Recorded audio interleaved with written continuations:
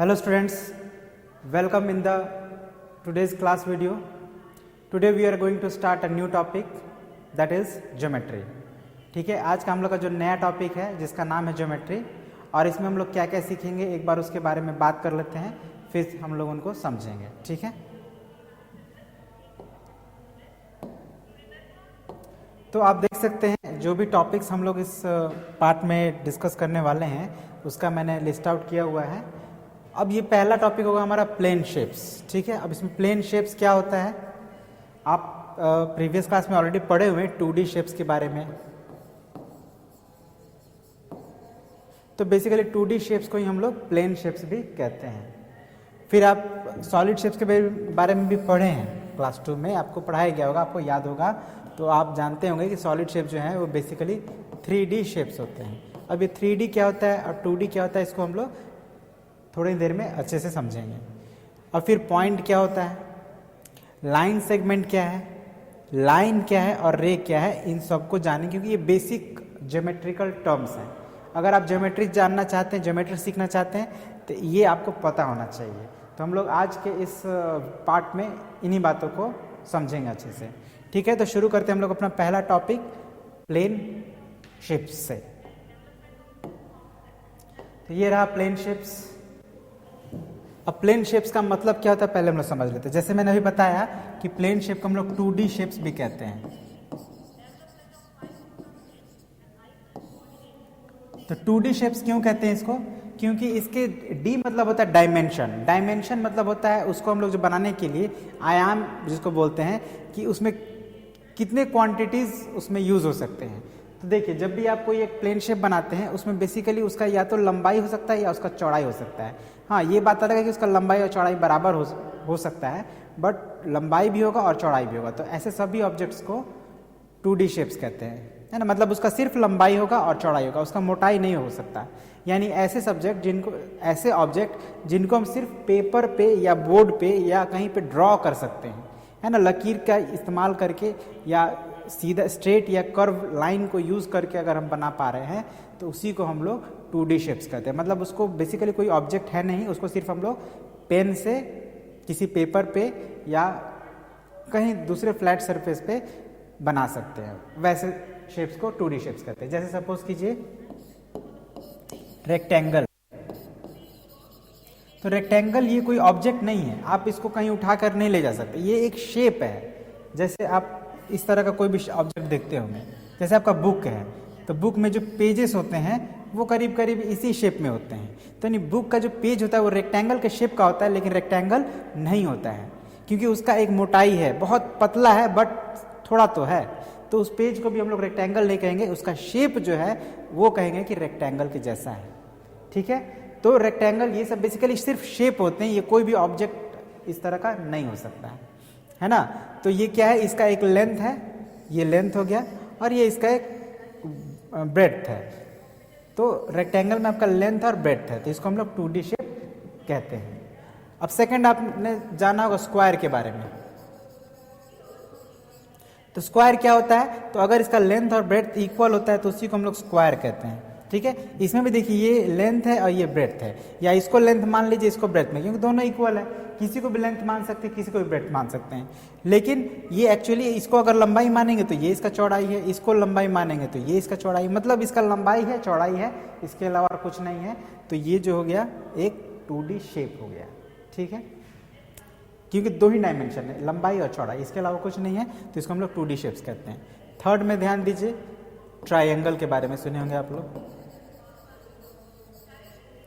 तो ट्रायंगल आप इस तरह से बनाएंगे. अब आप कहेंगे सर इसका तो लंबाई समझ में आ रहा है, चौड़ाई तो समझ में नहीं आ रहा है. तो बेसिकली इसका भी एक चौड़ाई है, लेकिन इसका चौड़ाई जो है वो कम होता जा रहा है. जैसे ये इसका अगर लंबाई आप ले लेते हैं तो इसका चौड़ाई जो है वो हर पॉइंट पे कम होता जा रहा है. यहाँ पे इसका चौड़ाई कुछ है, यहाँ पे इसका चौड़ाई कुछ है, यहाँ पे इसका चौड़ाई कुछ है, चौड़ाई कम होते जा रहा है, लास्ट में इसका चौड़ाई एकदम 0 हो जा रहा है. लेकिन इसका एक लंबाई है, अगर इसको आप लंबाई मानते हैं तो, और इसको ये चौड़ाई मान सकते हैं. ठीक है ना, या तो यहाँ से इस पॉइंट से लेकर इस पॉइंट तक की लंबाई मान लीजिए, ये चौड़ाई मान लीजिए. ठीक है ना, तो बेसिकली ट्रायंगल का भी लंबाई और चौड़ाई है ना. ये इसका लंबाई हो गया और इसका चौड़ाई. थोड़ा सा जो अभी हम बोले थे कि चौड़ाई इसका कम हो रहा है, लंबाई नहीं है, तो actually it was a mistake. तो ध्यान दीजिए, फिर समझिए, ये इसका लंबाई हो गया यहाँ से यहाँ तक पूरा लेंथ, और इसका ये चौड़ाई है, और ये चौड़ाई कम होता जा रहा है, यहाँ पे कुछ है, यहाँ पे कुछ है, यहाँ पे इसे कम होता जा रहा है चौड़ाई, लेकिन इसका चौड़ाई है। तो इसको हम लोग 2D शेप्स कहेंगे। लेंथ है, वेड्थ है, ठीक है, दो ही चीज़ें हैं, इसमें थिकनेस नहीं है, मोटाई नहीं है, तो it is called 2D shapes, ठीक है। उसी तरह से सर्कल आप पढ़े हैं,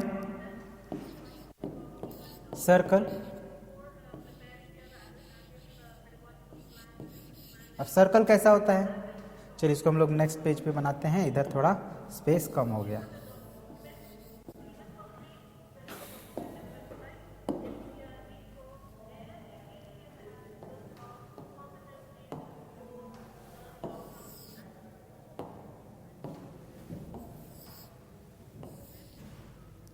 ठीक है, तो आपने रेक्टेंगल, स्क्वायर और ट्रायंगल के बारे में जाना। थर्ड हमारा सर्कल। सर्कल कैसा होता है, तो इस तरह का राउंड ऑब्जेक्ट होता है, इसको सर्कल बोलते हैं। अब ये सर्कल का भी आप ध्यान दीजिए, तो इसका ये जो एंड पॉइंट ये है ना, सबसे ज़्यादा बाहर इधर है और एक इधर है, तो ये इसका चौड़ाई हो गया, आई मीन यस, लंबाई इसको कहिए या चौड़ाई कहिए, और यहाँ पे इसके बीच का जो डिस्टेंस है ये इसका लंबाई हो गया। अब आप ध्यान दीजिएगा, तो इसका भी लेंथ और ब्रेथ लगभग बराबर होता है, बराबर नहीं, बराबर ही होता है। तो बेसिकली इसको भी लंबाई है और चौड़ाई है, लेकिन इसका थोड़ा शेप अलग है, बट इसका भी लेंथ और ब्रेथ है, इसीलिए हम लोग इसको बोलते हैं 2D शेप्स, यानी सर्कल भी एक 2D शेप ही है। अब फोर्थ में आपने ओवल के बारे में सुना होगा। तो ओवल क्या होता है, ये भी सर्कल जैसा होता है, लेकिन थोड़ा ऐसे चपटा टाइप का होता है, जैसे वाटरमेलन का शेप आपने देखा होगा, या एक बॉल होता है, रग्बी बॉल होता है, या अंडा देखा होगा आपने। तो ये क्या होता है, पूरे गोल नहीं होते हैं, लेकिन वो थोड़ा बीच में चपटे टाइप के होते हैं, तो इन्हीं को ओवल कहा जाता है ना। तो इसका भी देखिए लंबाई है यहाँ से लेकर यहाँ तक, और एक चौड़ाई है यहाँ से लेकर यहाँ तक, ठीक है। तो ये भी क्या है, एक 2D शेप ही है। तो आपने देखा सर्कल हो गया, ओवल हो गया, स्क्वायर हो गया, रेक्टेंगल हो गया, circle, over, square, rectangle and triangle, ये सभी 2D शेप्स है, क्योंकि इसमें सिर्फ लेंथ है और ब्रेड्थ है, ठीक है, इसीलिए इसको हम लोग 2D शेप्स भी कहते हैं। और रेक्टेंगल क्या होता है, स्क्वायर क्या होता है, सर्कल क्या होता है, ओवल क्या होता है, इनकी क्या प्रॉपर्टीज़ है, इसको हम लोग और आगे के या तो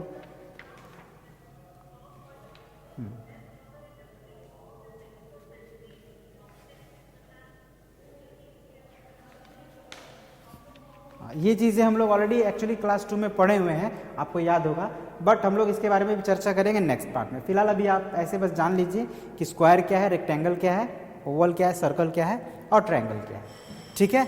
अब हम लोग थोड़ा समझ लेते हैं सॉलिड शेप्स के बारे में। सॉलिड शेप्स क्या है, तो सॉलिड शेप्स को हम लोग 3D शेप्स भी कहते हैं, ये आपको याद होगा, 3D शेप्स भी कहते हैं। अब क्यों कहते हैं इसको 3D शेप्स, क्योंकि अभी आपने देखा कि 2D शेप्स में दो ही बातें थी, लेंथ और ब्रेड्थ। इसमें आपका थोड़ा बहुत हाइट भी होता है, ठीक है, डेप्थ भी होता है, थिकनेस जिसको कहते हैं, थिकनेस भी होता है। जैसे आपका बुक ही ले लीजिए, तो बुक आपका लंबा भी होता है, चौड़ा भी होता है, और थोड़ा वो मोटा भी होता है। तो ऐसे सभी ऑब्जेक्ट्स जिसमें थिकनेस हो या हाइट हो या डेप्थ हो, लंबाई और चौड़ाई के साथ साथ, ऐसे सभी ऑब्जेक्ट्स को हम लोग 3D ऑब्जेक्ट्स कहते हैं। जैसे आपका बुक हो गया, पेन हो गया, खुद हम लोग भी 3D ऑब्जेक्ट्स ही हैं। आपका टेबल, बेंच, चेयर, आपका इवन घर है ना, या कोई भी ऑब्जेक्ट आप देख रहे हैं जिसको आप एक जगह से दूसरी जगह पे उठा कर ले जा सकते हैं, वो सभी ऑब्जेक्ट 3D ही हैं, क्योंकि उसका कुछ ना कुछ मोटाई है, कुछ ना कुछ उसका हाइट है, कुछ ना कुछ उसका है, बहुत कम हो या बहुत ज़्यादा। जैसे पेपर का आप एग्जाम्पल लीजिए, तो पेपर भी उसका भी थिकनेस होता है, लेकिन वो बहुत ही हल्का होता है, ठीक है ना, इसलिए हम लोग को लगता है कि मे भी तो एकदम थिकनेस है ही नहीं, बट उसका भी थिकनेस है, तभी तो बहुत सारे पेपर मिलकर आपका एक बुक बन जाता है और बुक का थिकनेस हो जाता है, ठीक है। तो सभी ऑब्जेक्ट्स जिनमें लेंथ हो, ब्रेड्थ हो और थिकनेस हो, ऐसे ऑब्जेक्ट्स को हम लोग 3D ऑब्जेक्ट्स कहते हैं, और उस तरह के शेप को 3D शेप कहते हैं, ठीक है। अगर कोई भी हम ऐसा शेप बनाए जिसमें हम लोग लेंथ, ब्रेड्थ के साथ साथ हाइट भी मेंशन करें, तो वो होता है 3D शेप।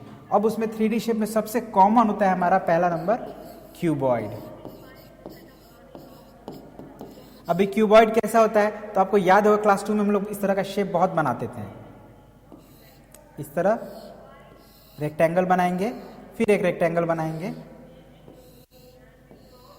तो जब आप रेक्टेंगल बनाएं तो इसमें क्या हो गया, लेंथ और ब्रेड्थ हो गया, मतलब लेंथ और ब्रेड्थ अभी दिख रहा है। अब इसका हाइट क्या है, तो ये हाइट, जब आप हम लोग इसको इससे मिलाते थे, इसको इससे मिलाते थे, इसको इससे मिलाते थे और इसको इससे मिलाते, मैंने चारों कॉर्नर्स को जब हम मिला देते थे तो ये जो हमारा पार्ट है ये क्या है, इसका थिकनेस है।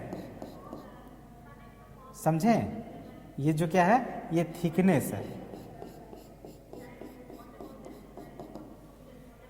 ओके, तो इसी ऐसे ऑब्जेक्ट्स को हम लोग 3D शेप्स बोलते हैं, या ऐसे शेप को, क्योंकि इसमें हम लोग थिकनेस को भी शो कर रहे हैं, है ना। एक्चुअली में देखा जाए तो इसका कोई थिकनेस नहीं है, बट हम लोग शो कर रहे हैं कि this is the thickness of this object.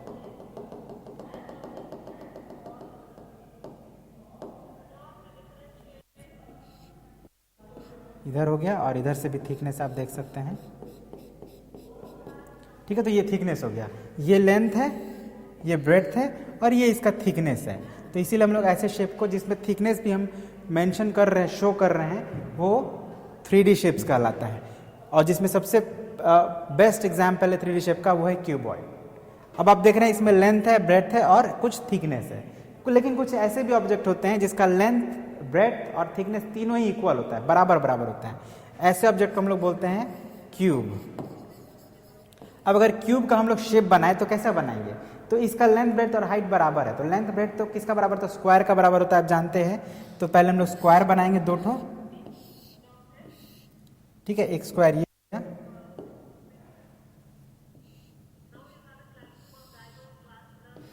एक स्क्वायर ये हो गया और एक स्क्वायर इधर बना लेते हैं। ठीक है, दो फेसेस हैं, मतलब एक लेंथ ब्रेड्थ हो गया। अब इसका हाइट, तो हाइट भी इसका इक्वल होगा, जितना इसका लेंथ ब्रेड्थ है उतना ही इसका हाइट भी। हमको दिख नहीं रहा है बट इसके हाइट भी एकदम इक्वल है, क्योंकि आप कोई भी ऑब्जेक्ट 3D ऑब्जेक्ट्स को आप देखिएगा तो एक ही साइड से आप उसके लेंथ, ब्रेड्थ और हाइट को तीनों को प्रॉपरली नहीं देख सकते हैं। इसीलिए हम लोग इस तरह का शेप बना रहे हैं। और ये जो शेप है ये भी क्या है, 3D है, क्योंकि इसमें हम लोग ये हाइट को मेंशन किए हैं, थिकनेस को इसका। ठीक है ना, दिस इज द थिकनेस, और ये इसका लेंथ है और ये इसका ब्रेड्थ है। तो ये तीनों मोटा मोटी अगर बराबर हो तो ऐसे ऑब्जेक्ट्स को हम लोग बोलते हैं क्यूब। ठीक है, और क्या हो सकता है हमारा 3D शेप, तो सिलेंडर हो सकता है।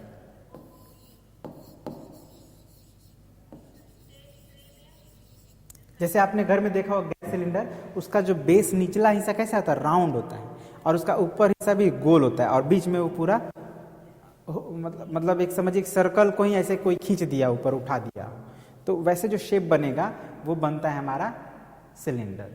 ठीक है, वो इस तरह का होता है, सर्कल बेस है और नीचे इस तरह का कुछ शेप बनता है। सिलेंडर की पहचान है कि इसके जो बेस होगा वो सर्कुलर होगा और टॉप भी सर्कुलर होगा, है ना। तो ऐसे ऑब्जेक्ट को सिलेंडर हम लोग कहते हैं। जैसे आपने पेंसिल देखा है, जब नया नया पेंसिल आप खरीदते हैं तो उसका क्या होता है, उसका नीचे वाला हिस्सा एकदम गोल होता है, फ्लैट, पीछे वाला भी फ्लैट रहता है, और वो पूरा समझिए कि बीच में उसका भरा रहता है, फिल्ड रहता है। तो ऐसे ऑब्जेक्ट्स हम लोग सिलेंडर कहते हैं। ठीक है, और यहाँ भी आपका देखिए सर्कल में तो आपने जाना है कि लेंथ और ब्रेड्थ होता है, ये लेंथ है, इधर से इधर तक ब्रेड्थ है, इसका हाइट क्या है, तो ये वाला इसका हाइट है, यहाँ से यहाँ तक। ठीक है, तो इसमें भी लेंथ, ब्रेड्थ, हाइट हो गया, तो इसको हम लोग भी 3D शेप ही कहेंगे। अब 3D शेप है, ये हम लोग फ्लैट पेपर पे या फ्लैट ऑब्जेक्ट पे उतना बढ़िया बना नहीं सकते, जस्ट इमेजिन कर सकते हैं कि वो 3D है। ठीक है, तो ये हो गया क्यूबॉइड, क्यूब और सिलेंडर। इसके अलावा भी होते हैं कुछ, जैसे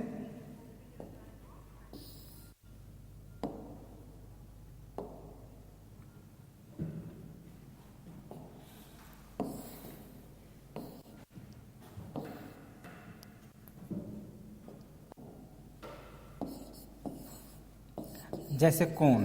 तो कोन क्या होगा, तो आपने देखा होगा जोकर्स का कैप, वो कैसा होता है, नीचे ऐसे राउंड होता है और ऊपर इस तरह से नुकीला होता है।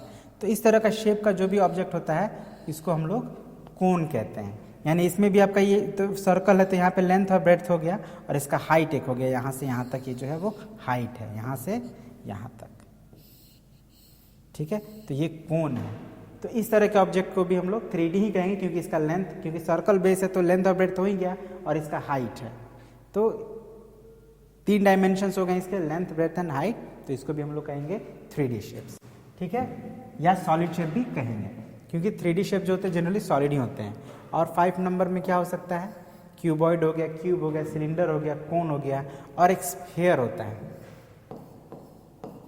अब स्फीयर को हम लोग अच्छे से नहीं बना सकते हैं फ्लैट सरफेस में, क्योंकि स्फीयर जो होता है वो सर्कल से थोड़ा अलग होता है। आपको दिखने में लग रहा है सर्कल है, बट ये सर्कल स्फीयर बना ही नहीं सकते हम लोग। जैसे आप देखिए फुटबॉल का फिगर आप लोग कैसे बनाएंगे,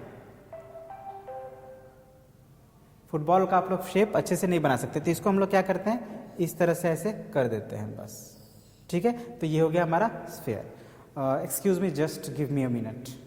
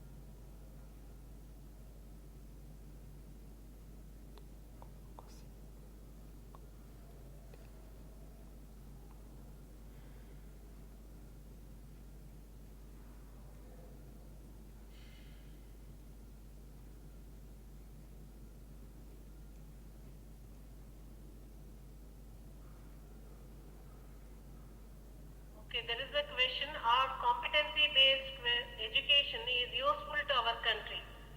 Yes, of course, there is a need for competency-based education in our country, because as you've already seen in the watched in the first video, so which has stated that employment report, the prime reason for unemployability is lack of competencies. So through competency-based education, if we adopt that effectively in our education system, so students will be able to meet the needs of job market, future employment. That is one thing. And this competence is not only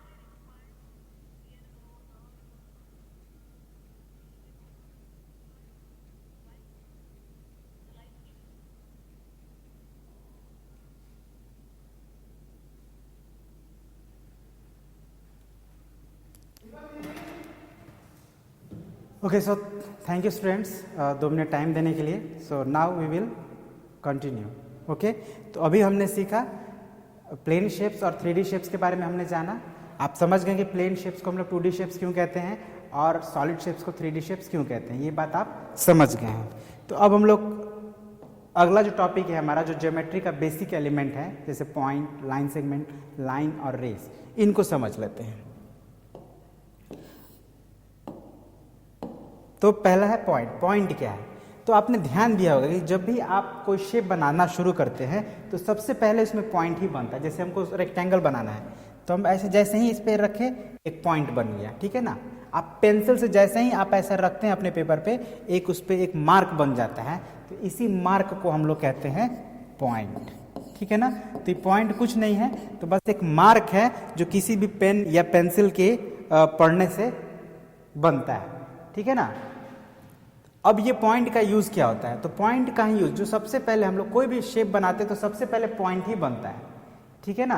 तो point से ही कोई shape बनता है, point से ही line बनता है, point से ही line segment बनता है, पॉइंट से ही रे बनता है, पॉइंट से ही कोई शेप बनता है। तो जो बिगिनिंग है किसी भी शेप का वो पॉइंट से ही होता है। और इसका एक और यूज है, अगर पॉइंट को हम कहें तो point is represented by a dot, है ना। A point is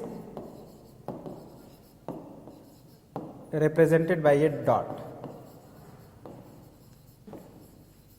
by a dot, dot भी बोलते हैं। और डॉट कैसे होता है? तो इस तरह का होता है, ठीक है। और इसका यूज हम लोग करते हैं किसी लोकेशन को डिनोट करने के लिए, ठीक है ना। इट इज यूज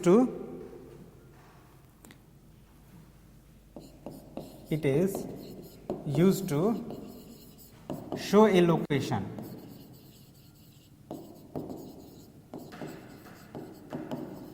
लोकेशन समझ रहे हैं आप, मैप देखते होंगे अक्सर, आप इंडिया का अगर मैप देखेंगे तो आप उसमें देखेंगे जो इंपॉर्टेंट सिटीज़ हैं इंडिया के, उसके आगे मतलब एक डॉट बना रहता है और उसके पास उस सिटी का नाम लिख दिया। जैसे दिल्ली का अगर आप सर्च करेंगे तो दिल्ली के एक डॉट बना रहेगा थोड़ा बड़ा सा और फिर उस वहाँ नाम लिखेगा दिल्ली।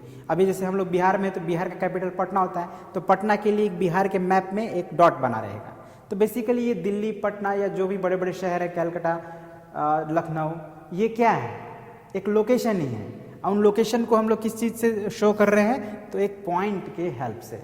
तो पॉइंट का यही यूज़ है। साथ ही साथ जैसे मैंने बताया कि आप कोई भी शेप फॉर्म करते हैं, कोई भी शेप बनाते हैं, तो सबसे पहले पॉइंट ही बनता है, ठीक है ना। तो सबसे बेसिक एलिमेंट है किसी भी ज्योमेट्रिकल फिगर्स का।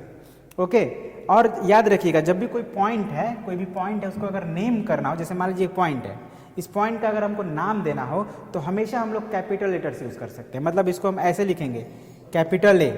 अगर इस पॉइंट का नाम कैपिटल ए देते हैं देन इट इज़ करेक्ट, लेकिन अगर आप स्मॉल ए देते हैं तो it is not correct, this is correct. कभी भी नेम जो होगा किसी पॉइंट का वो कैपिटल में होगा, ठीक है। ये बात आपको ध्यान रखना है, बहुत ही इंपॉर्टेंट पॉइंट है और इस बात को हमेशा याद रखना है कि जब भी हम किसी पॉइंट का नाम देते हैं तो उसको हमेशा कैपिटल लेटर से। अब ए मैंने लिखा है तो ए नहीं, आप बी सी डी से लेकर जेड तक कोई भी आप नेम दे सकते हैं, लेकिन आपको कैपिटल लेटर्स का ही यूज़ करना है, ठीक है। ये बात आप याद रखेंगे।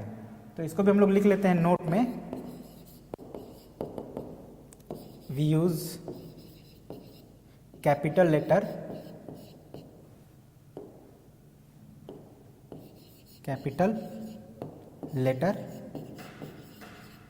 To name a point.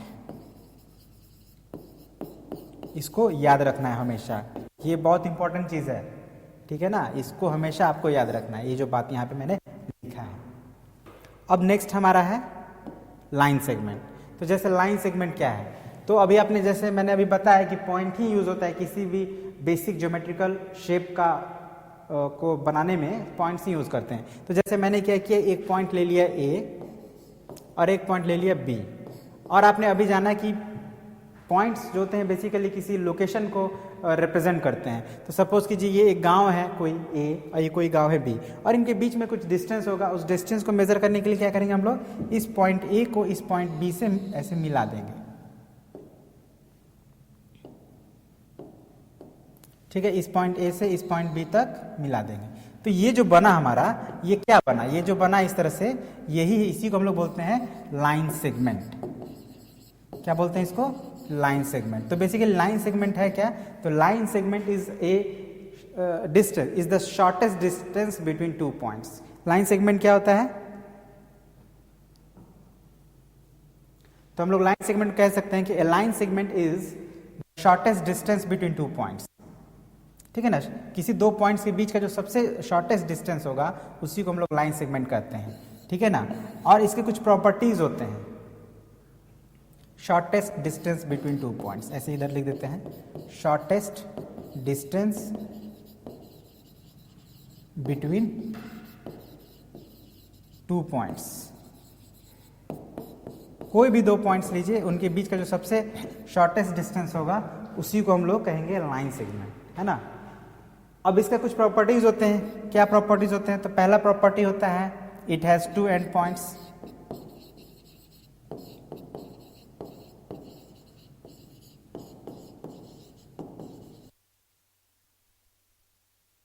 It has fixed length,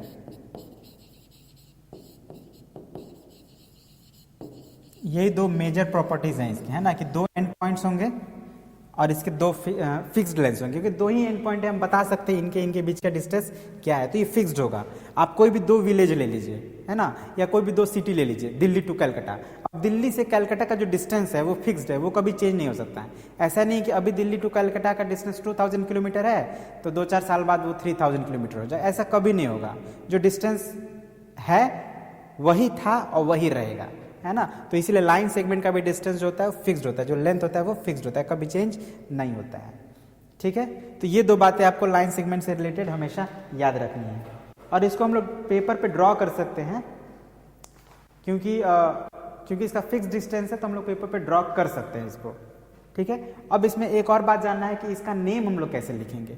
ठीक है, तो नेम लिखने के लिए हम लोग वही 2 पॉइंट्स का यूज़ करेंगे, जो दो एंड पॉइंट्स हैं उसी को लिख देना है। जैसे ए और बी एंड पॉइंट्स हैं, तो ए बी लिख दीजिए।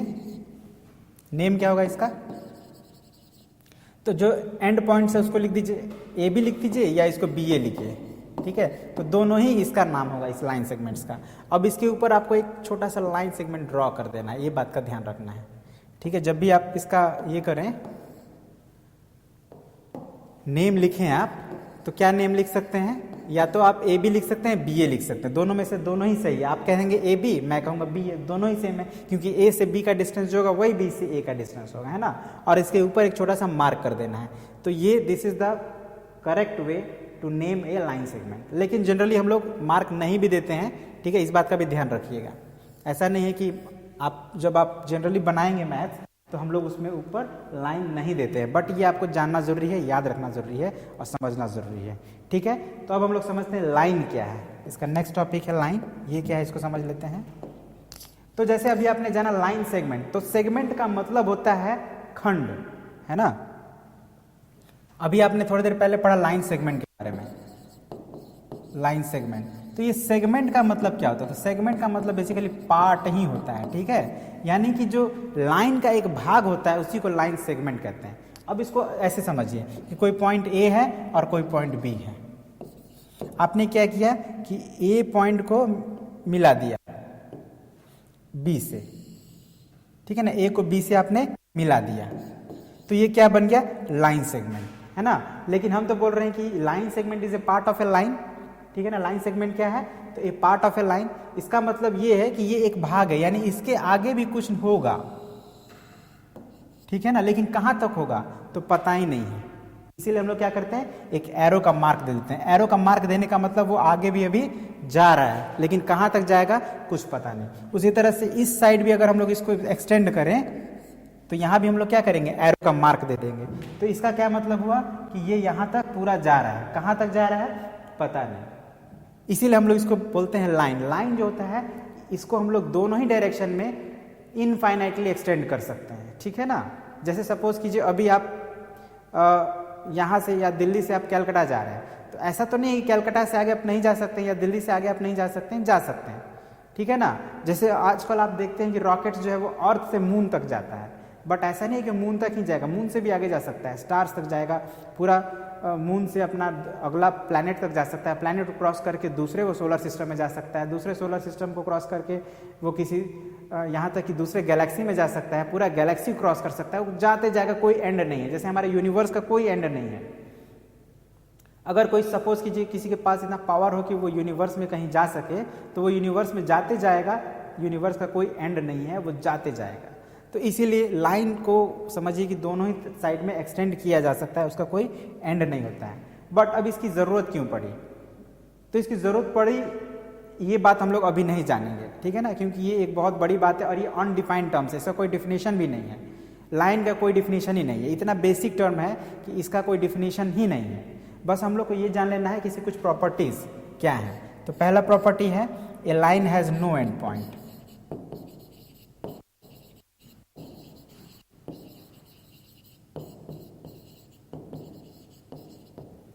ठीक है ना, लाइन का कोई एंड पॉइंट्स नहीं है। ये न इधर जाइएगा तो आपको कोई अंत मिलेगा, ना इधर जाइएगा तो कोई अंत मिलेगा, कोई अंत नहीं मिलने वाला। तो जब इसका कोई एंड पॉइंट नहीं है तो इसका कोई डेफिनेट लेंथ भी नहीं होगा। A line has no definite length.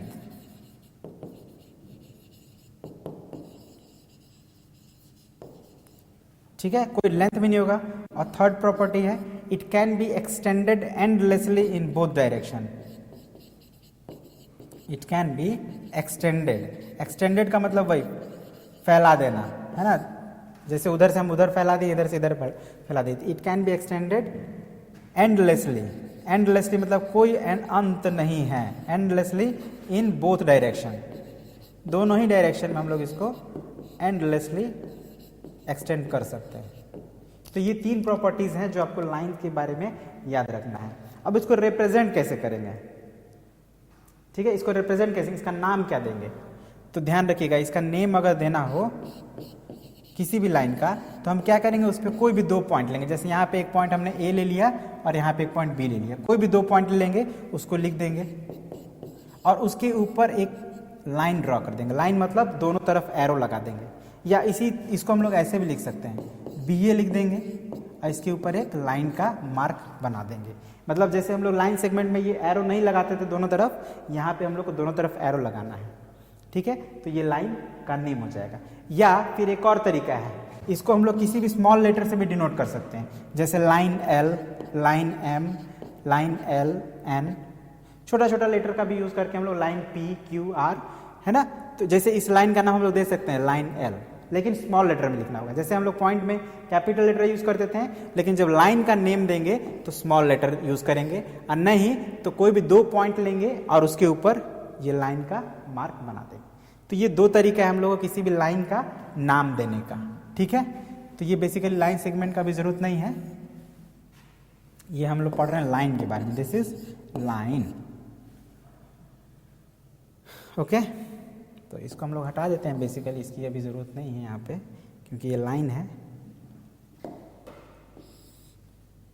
अब इसके बाद आता है हमारा टॉपिक रे। रे क्या है, तो रे क्या है, तो समझिए कि अगर आपको ये पॉइंट है, इस पॉइंट से एक लाइन निकल रहा है, इस पॉइंट से एक ही डायरेक्शन में अगर कोई बढ़ता जाए बढ़ता जाए बढ़ता जाए बढ़ता जाए, तो इसी का नाम दिया जाता है रे। जैसे आपने सुना होगा सन रे, ठीक है, तो सन क्या होता है, एक सन होता है, इससे एक लाइट निकलता है, वो एक ही डायरेक्शन में बढ़ेगा। जो ये लाइट इधर से निकला है वो हमेशा इसी डायरेक्शन में जाएगा, कभी भी रिवर्स नहीं होगा। उसी तरह से अगर इधर से कोई लाइट निकलेगा तो हमेशा इसी डायरेक्शन में, हमेशा इसके चारों डायरेक्शन में रे निकलते रहते हैं, और जो रे निकल गया वो हमेशा एक ही डायरेक्शन में जाएगा, वो कभी भी दूसरे डायरेक्शन में नहीं जाएगा। इसीलिए हम लोग इसको सन रेज कहते हैं, है ना, सन रेज, क्योंकि बहुत सारे रेज निकलते हैं, है ना। तो आप क्या समझे, ये एक पॉइंट हो गया जो सन, अभी सन से एक निकल रहा है रे, अब वो एक ही डायरेक्शन में जाएगा, वो कभी भी अपना डायरेक्शन चेंज नहीं करेगा, तो इसको हम लोग कहते हैं रे। तो रे का भी कोई डिफिनेशन नहीं है, लेकिन आप ये जान सकते हैं कुछ इसके प्रॉपर्टीज, जैसे it has 1 and point,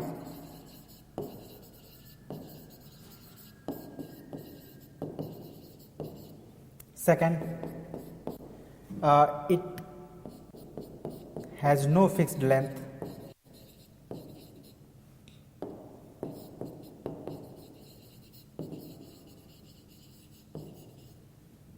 third it can be extended endlessly, ठीक है ना, इसको भी हम लोग बढ़ा सकते हैं,